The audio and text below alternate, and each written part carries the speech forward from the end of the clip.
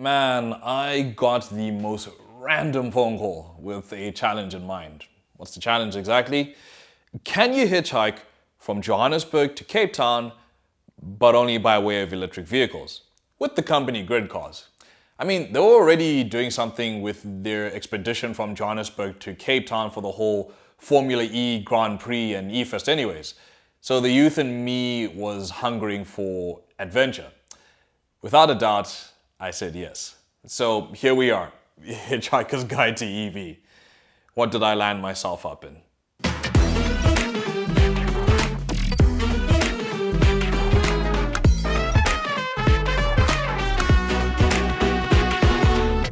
Many people are thinking right now that with South Africa's current affairs that using an EV to go down from Johannesburg to Cape Town for the holidays is a bit of a ludicrous idea, especially by way of hitchhiking. But after my experience with GridCars, since they recently had the EVX, which is the electric vehicle expedition to Cape Town with heaps of EV owners and with one goal in mind, making it to Cape Town for E-Fest and the almighty Formula E Grand Prix. We're talking 1,400 kilometers of traveling here in EV vehicles, which have different ranges, so this is going to be interesting. But anyways, enough yapping, let's actually go to the first leg of the journey. It is currently almost half midnight.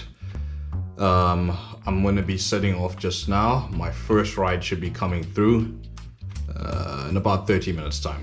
So we'll see them in a bit. I don't know about y'all, but I never would have thought that at midnight I'd start traveling. Well, domestically at least. I'm usually passed out by then, but hey, there's a good reason why we left at this time. I met this dude with a Mini Cooper SE, a Bata Schroeder from Sungrow Power. The 217 plus kilometer range of the Mini would sound a bit hairy considering the distances we were traveling, but Bata's had a few tricks up his sleeve to extend the range. Hence why we left pretty early also, because look, no cars on the road, less traffic, more consistent power delivery. It's a win-win. It's way easier to hype a mile in that sense actually. So, please introduce yourself. What do you do, man? My name's Batters. I am in the renewable space working for a company called Sungrow Power. So, working in the space, yes. Okay, not pretty rad. How's this fared for you, man? Why did you pick this? Well, first of all, price point, it is the most cost-effective EV available in South Africa. And it's a nice run around living in Johannesburg to work and back, definitely saving me money on fuel. Oh yeah, that fuel price is it's a lot. Yeah, and compared to the similar car from Mini, the price is very similar. So in that aspect, I am saving money on fuel using this car. As I'm also charging my car from directly from solar and batteries as well as my house is off the grid. So I don't need to pay for petrol. To make it even more attractive for me. You're just basically using the sun, and that's pretty much it. I mean, that's one of the interesting aspects of EV ownership. If you do have solar power, then you're basically powering this for all intents and purposes for free. Yes, I'm fortunate enough in that position where I've got a large solar system installed at my house with a very big battery bank that I can store the solar energy in the battery, during the day, and I can then charge my car at night and have enough power to power my house as well during the course of the night without using the grid. Nice. No, that's perfect stuff. We stopped by Vanderbijlpark for a quick charge. We're here. We're in the Mini. It's very dark because what time is it now? 20 to 3 in the morning. So we're making our way to Ventersburg after this. So the car is just charging for 30 more minutes and we're pretty much golden. We're in the Mini Cooper SE right over here. Let me get that in frame. So this is one thing you can do while you're waiting for your EV to charge. Fly a drone. Alright, that's done and sorted. Car's got a decent amount of juice. Let's head to Ventersburg.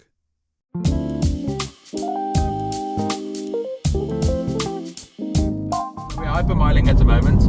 So obviously we're driving at 90 kilometers an hour, but we're letting the car control everything. Okay, so this is the best way in order to get the maximum mileage out of the car and your battery by doing this, letting the car control everything. So it's basically saying you're in cruise control as in a normal car, but in an EV scenario it makes the car more effective, but obviously not driving at high speeds. In this scenario we're driving at 90 kilometers an hour due to the distance we need to go to our next stop. So since we started driving until now, we have gained an additional 20 kilometers already added to the range of the car to our next point. So, putting us in a very comfortable position that we're not going to run out of kilometer or run out of battery. It is cold. Ventersburg doesn't have a lot of land space in between. It's summer here in South Africa, but this is surprising. So we are in Ventersburg now at one of the charging stations here. So I'm going to be swapping over cars in a bit, see how that goes. As you can see also, we're at a truck depot, and it's before the crack of dawn, and everything is closed. And even the food shops are closed, except the garages though. Oh well, my first ride is done and now I gotta wait for another in the freezing cold. Time went on, it was pretty cold. And while I was monologuing, I saw an opportunity arise for one of my hitchhikes. Plant a little bit of a seed, if you will. I did exactly that. So, oh hey, there's Yaku.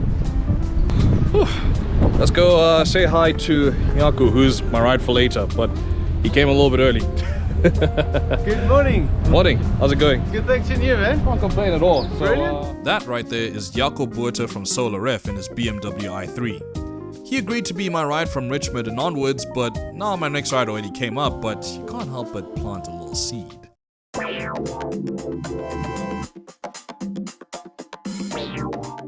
It's now that I met Hideki Dex Machida from KPMG in the automotive scene. Yo, I didn't expect to see a Mercedes-Benz EQA here.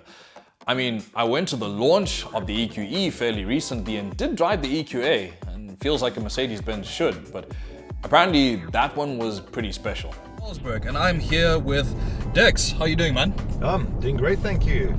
Oh, please introduce yourself to the people and please tell us what you do.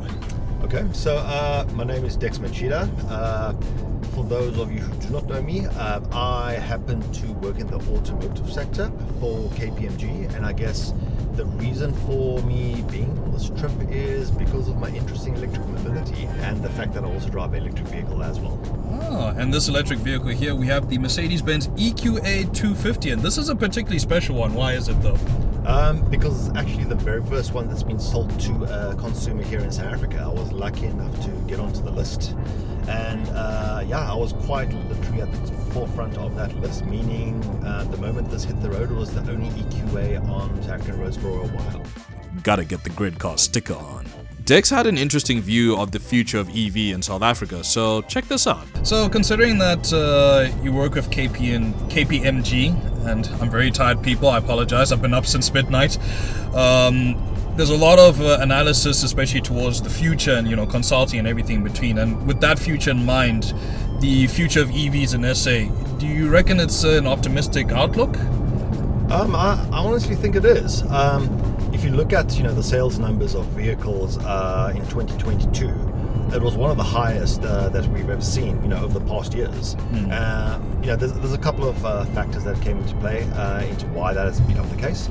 But I think from our view, at least, going forward to 2023 and onwards, South Africa is going to adopt more electric vehicles because, again, this is the future. And what could we potentially do to bring EV forward in South Africa? It's just more infrastructure, like what GridCars is doing, especially with this EVX expedition to Cape Town. I think that's one of the greatest things. But would you add anything else to that, maybe? Infrastructure, definitely, because again, with the low amount of vehicles that's on the road right now, the infrastructure suffices. But the moment the numbers start shooting up, we do need more chargers. So I think that's one factor. But look, I think as far as I'm concerned, the part that we need to get a handle on is really around the upfront cost. And again, you can look in the media, there's enough news articles around it.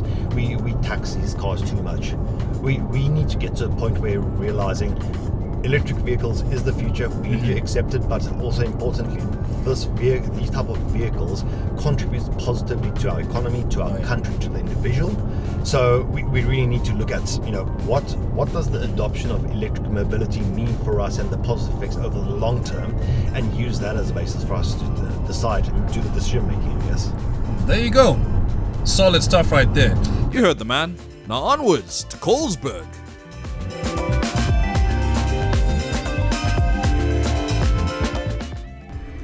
I need a lift. What do you have? Jaco has this BMW i3 with a range extender installed from the factory.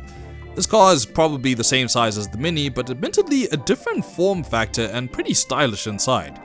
Dude, I couldn't believe it, but we were making good time and actually ahead of schedule, which was pretty cool, I reckon. Now, let's go with Jaco Buerter from Solar Ref, whom I met earlier and I already had an arrangement with to travel from Richmond onwards, so we were making good time. What could possibly happen? What could possibly happen? Oh, Bert, it's fancy meeting you here. How's that? Oh, good.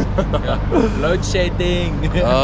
What to do? So, yeah, a bit of load shedding happening, so wait for the charger to come back online and, yep. Oh, so we wait. We wait. We wait. Load shedding. There was load shedding. 4 hours of the stuff. 4 hours. As we arrived to Richmond, and because the generator at the charging station wasn't connected to the charger, we had to sit and wait. EQA came to visit. So, the whole party is here. Yeah. So, yeah, we're gonna have to wait for electricity to come back, but here's Richmond. Here we go. So, I suppose grab a quick bite and we continue on. That's going to be the name of the game here, I reckon. Load shedding, can't be helped. What to do, so got about 3 hours to kill. There you go. I think that's the biggest fear for a lot of people right now, but it's really not the end of the world actually. Because we saw a bit of the town, chatted to some of the locals, linked up with Batis again, who was in the same boat as us, and Jaco very kindly got me some of the town's really good biltong. Hang on, I think I got a picture of this. Let me just scroll real quick. Yeah, there we go. There's it there. I'll put it up on screen. Yeah. Okay. We're back online. Because we're back online, let's get a charge in. After some time, the power came back and then we managed to charge and hit the road. It was then that I had a chat with Jaco about the whole situation and what we ended up doing afterwards.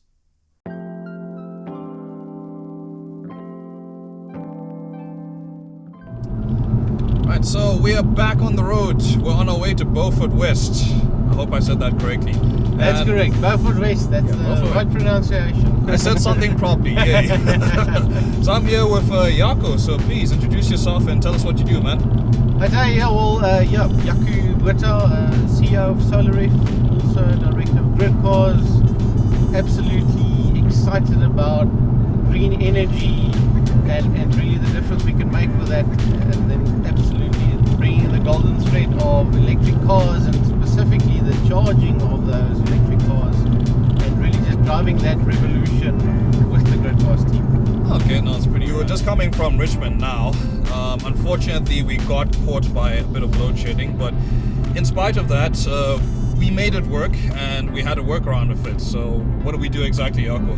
Well, it's actually quite simple. Hey, you wait for the grid to restore. In some cases, some of the chargers does have backup. Unfortunately, the one in Richmond is not on backup yet, so we just had to wait a little bit.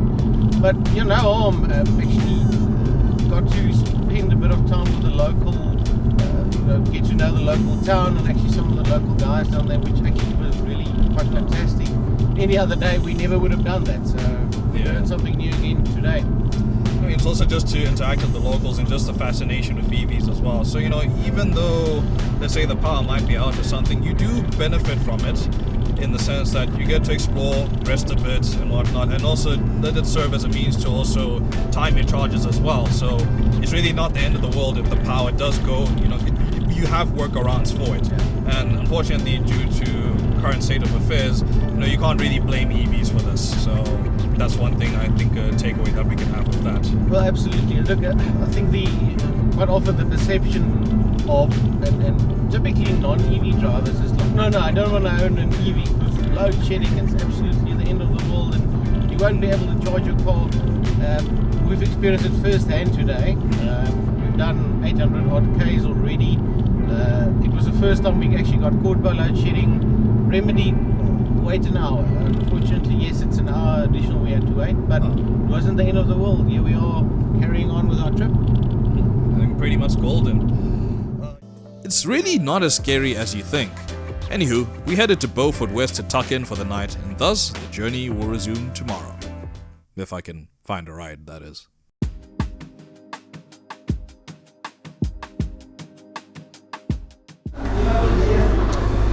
Okay, got a munch breakfast.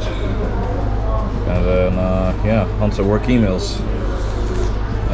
Hitchhiking doesn't mean the work stops. It also doesn't mean I can't have a nice breakfast too. Alright, let's eat, then let's go take a look around the town while we wait. Taking a young walk around Beaufort. Seeing what's interesting here. There's Karoo stuff. It's pretty rad. I'm just waiting for the car to charge. This is just something you can do while the EV is charging. You can see people have like solar power and all that stuff. Luxury catering and everything. It's pretty nice. Welcome to Beaufort West.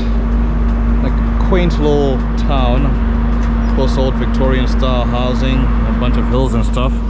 It's pretty quiet actually. Then that's like the main area where a lot of trucks stop and all that stuff. A lot of garages, a lot of little lodges on the side here. So yeah, let's walk up to the charger. Man, I slept good. I slept real good. And I had a good breakfast too. A nice break from the garage cuisine. The EV charging station was quiet, so I took a little walk around the town to see what's up, get a lay of the land, if you will. And then I hitched a ride in what was probably the sportiest car of the bunch. An Audi e-tron 55 S-Line, a big boy here. And then I met Richard Schalkweg from Outsourced Solar Professionals and Certify Solar. He chatted to me a bit about solar charging and EV and his experience with the sportiest EV of the bunch so far.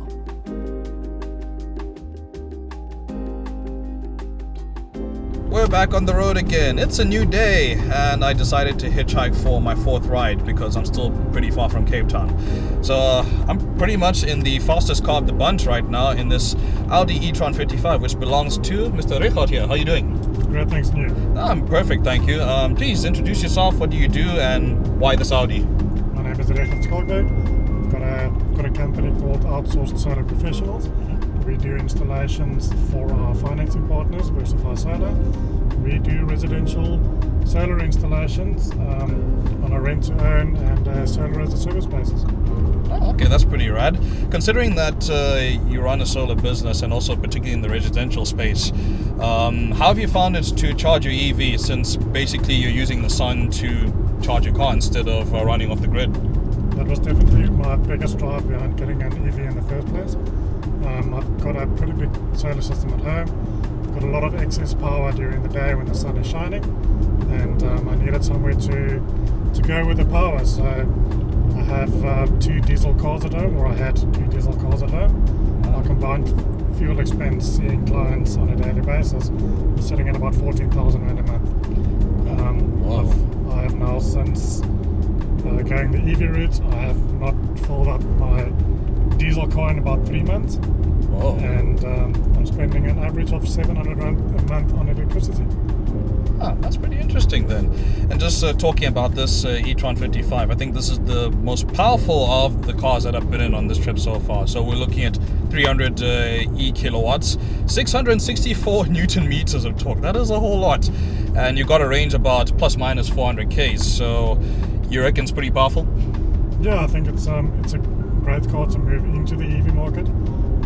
It's a good replacement for a normal day-to-day car. You've got pretty much the same range as you would have on a big diesel car. You've got an SUV that's capable of handling South African roads. You've got, I think it's all of the best into one package. Ah, that's pretty rad then. So we're on our way to Laingsburg right now. Yes, I hope I said that properly. I've been mispronouncing names this whole series. But yeah, we're heading there now, and we'll be seeing y'all at the next stop.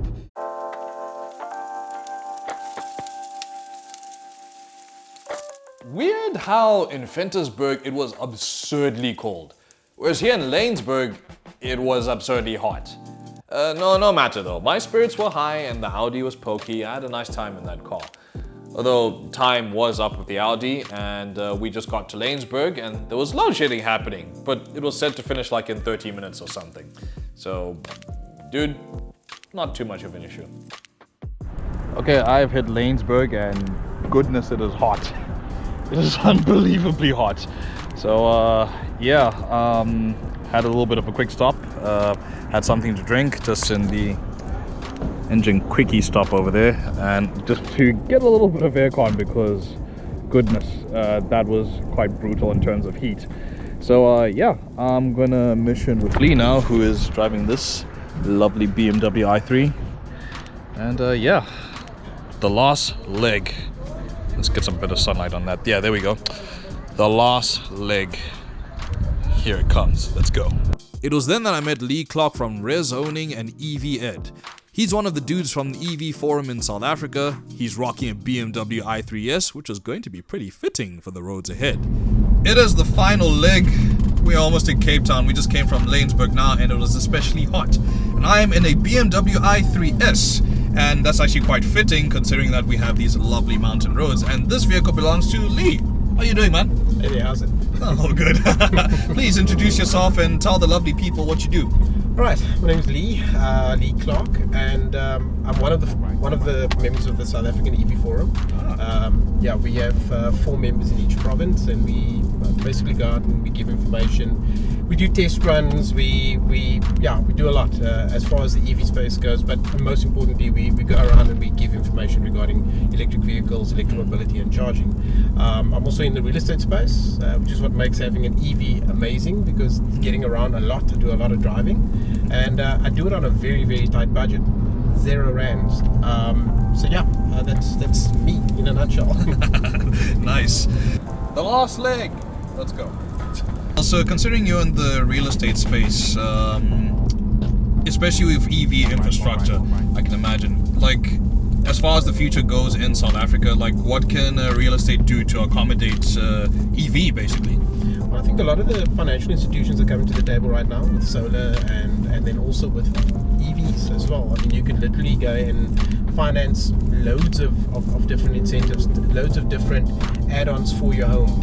Charging stations as well, you could buy that with your vehicle. Most of the times it comes included with your vehicle purchase, and you just add that to your home, and it adds an extra little bit of value, because now you're charging at R2.30 odd cents or R2.80 a kilowatt, overcharging R5.88 on the road at a charging station, or not paying anything at all. But from the real estate space, there's a lot of activity there, especially from solar, because if you're charging your car off your roof, you're charging it at 0, or you're getting a return on your investment much sooner than having to wait for solar to pay for itself. Okay. Yeah, so there's that big part. I mean, like, normally if you were to buy a solar system at about 180,000 Rand, you would pay that off over a 7-year period, because obviously you take into account the energy that you're using at home. With having an electric vehicle, you're now also adding the electric vehicle's charging to it as well. You've got possibly a 28 to 50 to even 100 kilowatt battery that could be filled up at home from the sun. So you basically, sort of cutting out fuel costs. Something that we've done over the last 6 years. We've reduced. We don't spend a fortune on fuel anymore. I went from spending 6,000 Rand a month on diesel in 2015 to spending 0, and going from charging station to charging station, free charging stations at that stage. A lot of those incentives have now run out, but there are still a lot of free charging stations available. And in a nutshell, it's just a different mindset and a completely different lifestyle. You save so much money. A tiny issue with the charger. There's this changeover now from load shedding yonder with the generator there back to normal Eskom grid power. So we're just chatting to customer support now, and I guess one huge thing worth mentioning with the GridCars customer support in that, like, these things have been reliable on this trip so far. They've really been very good, but you know, technology, things do tend to go wrong with any technology that you get into, and what matters the most with situations like that is customer support. So GridCars, I've seen their customer support so far. They're on the issue, on the ball, and they're getting this thing sorted as quickly as possible. So gotta give them congratulations there with this sort of thing, especially since this is new stuff, man. This is pretty new, so props to them, man. So we had a little bit of an issue with one of the charging stations due to load shedding, so no fault at all with the GridCars infrastructure there. And the customer support, that was brilliant. On point, always. Morning, Winston, excellent work as always. Didn't keep me waiting for long. I mean, these are guys that have called at all hours of the morning doing long trips like these, and they're always there to give a hand. So Winston, your team, great work. Thanks so much. Well done to everyone. Wouldn't be able to do this without you guys. Awesome stuff, awesome. It was after all this that we witnessed the beauty of the Western Cape mountain roads, winding and oh so lovely hills, until we finally made it to the final destination. And boy oh boy, I got the welcoming of a lifetime. We made it.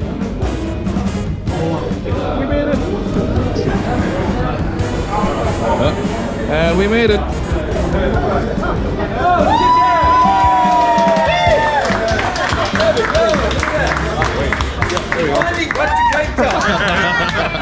We made it. This was pretty entertaining, and it gives a lot of exposure towards what EV vehicles of today are capable of. The range of these vehicles and the charging infrastructure is ever increasing, as we've seen in this video, and there's actually quite an extensive amount of charging stations on our national roads, especially between Joburg and Cape Town route. So getting stuck really wasn't a possibility at this point. This trip pretty much reaffirms that yes, you can do Joburg to Cape Town in an EV. It will take a bit longer, yes, but the journey is a lot more relaxed because there's more points where you can rest and you get to see a bit more of the towns. I mean, it's a little bit of a tourism thing. It's a good deal, I reckon. But I gotta say a huge thank you to GridCars for giving me a pool of people to ride with, the opportunity, and to the peeps who gave me a ride. You guys are the coolest. You're pretty rad. But anyways, thanks GridCars for organizing this whole thing, this expedition, and I can imagine this was not easy to manage. So with that being said, thanks guys, appreciate it. Ladies and gentlemen, thank you very much for watching this video and checking out the EVX Expedition, Hitchhiker's Guide to EV right over here. Now if you're looking to buy or sell a vehicle, Auto Trader is your one-stop shop for the best used car marketplace in South Africa at the moment. Now if you're looking to sell your car quick and easy also, consider trying out our instant offer tool. I think you'll quite like it. But anyways, that's it for now, and don't forget, search Auto Trader.